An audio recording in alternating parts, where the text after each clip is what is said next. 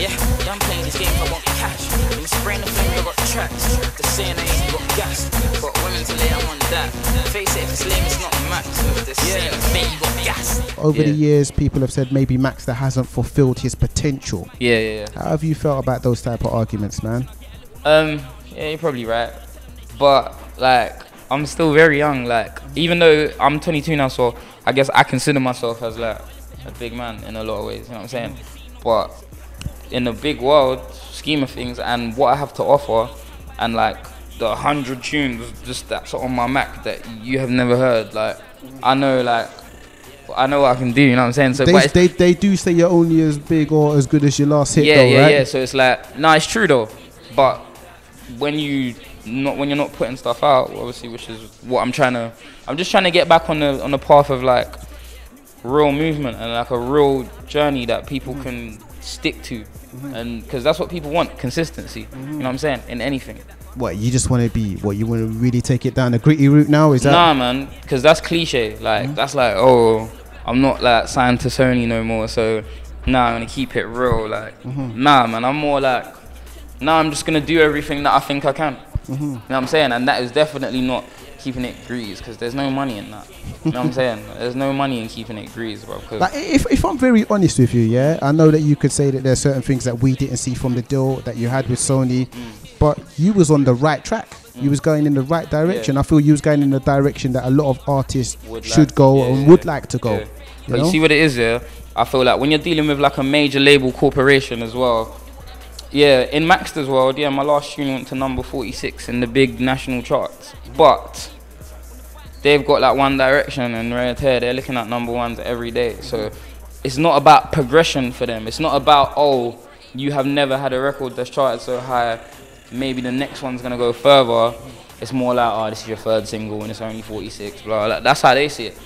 You get me? So literally, man, like I'm really not tripping on the whole not being with them, just because, like I said, I feel like everything is what you make it.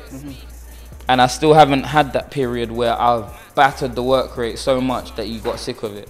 How does the conversation go when you depart from the label, when they drop you? Because you've been vocal, yeah, like it wasn't mutual, it was they actually like dropped basically you. What had happened was, they said to my manager at first, there's like, oh, we're not going to release, after Wanna Go, like we're not going to release the next single in December because there's like all these, you know, it's like, I know, Elton John, Shania Twain's, all these Christmas albums and that, yeah, from these, like, that's what they said, innit? There was like all them Christmas singles and blah, blah, blah.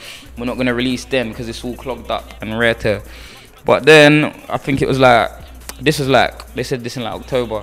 But then when it got to November, like my lawyer hollered at me like, oh, yeah, Max, Sony have like sent me a termination contract, yeah?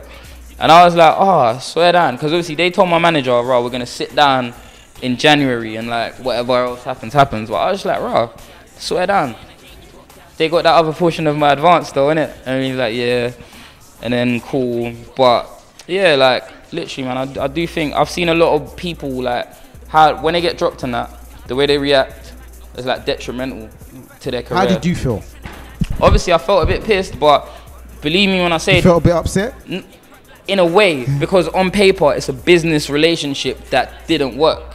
You know what I'm saying? On my record, you know what I'm saying? So on that one, I was like, oh, that sucks a bit, yeah. But on an overall level, it's like there was times when I wasn't happy in the deal anyway, because man are telling me, oh, we're not dropping the next single for 6 months, and then so what then? But I'm not allowed. But I'm signed to you, so I can't put nothing on iTunes. Rock on a hard place. You know what I'm saying? Stop. So there was times literally where, but I'm just not that type of guy where I will be going on Twitter and saying, I never ever did that. You would, like, if you knew how many times I was frustrated, like talking to my manager, like these, like whatever, you know what I'm saying? But I always thought, right, I'm not Wiley, like that works for him because he's that guy. He can do that. Talking about great MCs like Wiley, you just dropped in there. I heard you talk recently about your top 5 MCs. Yeah. Now I wanted to ask you, who's been the single most influential UK artist to Maxsta?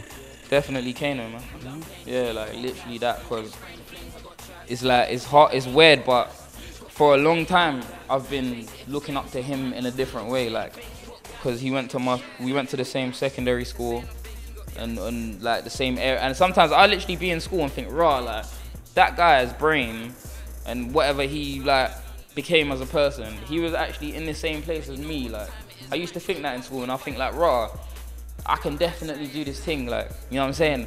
And even just his music, bro. Like, I swear down, like the way he spits, I feel like he's mad underrated. People don't man. appreciate that he probably released the best, you know, album from a UK rapper. Yeah, like, and that is so sad, but it's like, that's how it goes, bro. But at the same time, I would like to not be in that place where it's like, everyone thinks you're so sick, but on paper it hasn't translated, because it's all about, you can know you're sick. Like I said, I got 100, I can know that, but it's about what's going on out there. But at the same time, it's a waterfall effect though, because if there was no Kano, then there would probably be maybe no Tinchy success, no Chipmunk success, no Tiny Temper success. But it's just deep that he came at that time.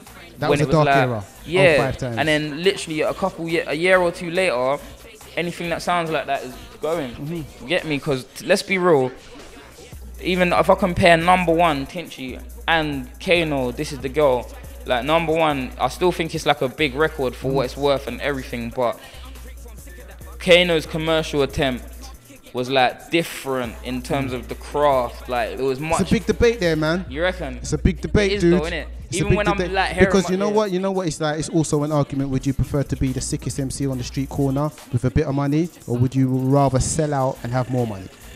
To be honest, I would rather sell out and have more money, because everyone wants money. Like, who doesn't want £1 million right now?